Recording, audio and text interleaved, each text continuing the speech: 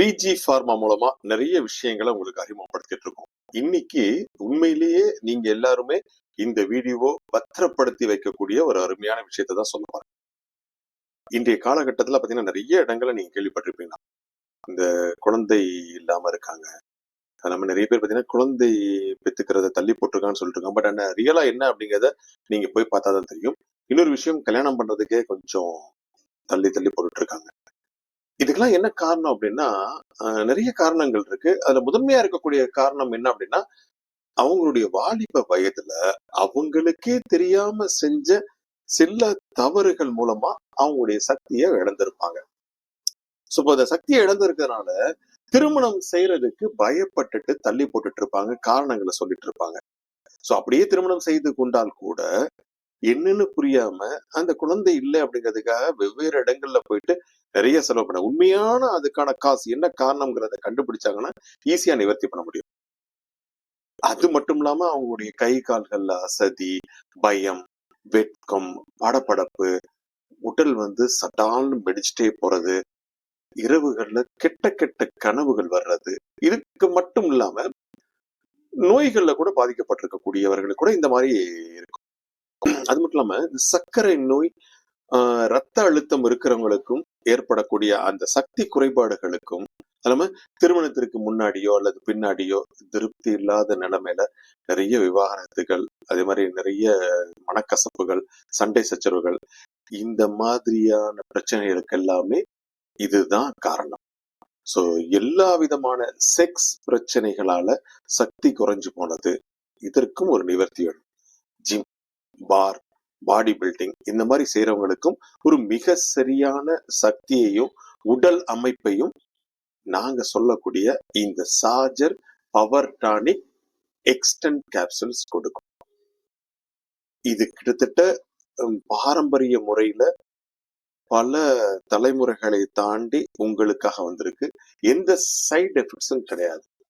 இது உடலுக்கு தேவையான, கிடைக்கிறதுக்கே அரிதான காயகல்ப மூலிகையிலிருந்து தயாரிக்கப்படுறதுனால எந்த மருந்துகளோடும் ஒப்பிட முடியாத ஒரு உயரிய உன்னத உண்மையான சக்தியையும் வலிமையும் இது கொடுக்குது. எந்த பக்க விளைவுகளும் கிடையாது. சோ இந்த சார்ஜர் பவர் டானிக்கையும் எக்ஸ்டென்ட் கேப்சூலையும் யார் தயாரிச்சு கொடுத்துட்டு இருக்காங்கிறது உங்களுக்கு கண்டிப்பா தெரியும். பிஜி ஃபார்மா. நான் ஏற்கனவே சொன்னேன், பிஜி ஃபார்மாவை பத்தி நம்ம சொல்லணும் அப்படின்னா நிறைய சொல்லிட்டே இருக்கலாம். கிட்டத்தட்ட 6 தலைமுறைகள் 204 வருடங்களாக இதே சித்த மருத்துவத்துல இருக்காங்க. சோ 1927ல இவங்களை கௌரவிக்கூடிய வகையில இவங்களுடைய சித்த மருந்துகளை எல்லா இடங்களும் அனுப்புறதுக்காக சிவதாபுரத்துல அகஸ்தியர் மாளிகைக்கு அருகாமையிலே ஒரு தபால் நிலையம் அமைக்கப்பட்டதுங்கிறது ஒரு பெரிய கௌரவமான விஷயம். அது மட்டும் இல்லாம 1933ல இந்திய சித்த மருத்துவ வைத்திய மாநாட்டுல இவங்களுடைய ப்ராடக்ட்ஸுக்கு நிறைய பரிசுகள் கிடைச்சிருக்கு. முதல் பரிசு கிடைச்சிருக்கு, தங்க பதக்கம் கிடைச்சிருக்கு, நிறைய சர்டிபிகேட் கிடைச்சிருக்கு.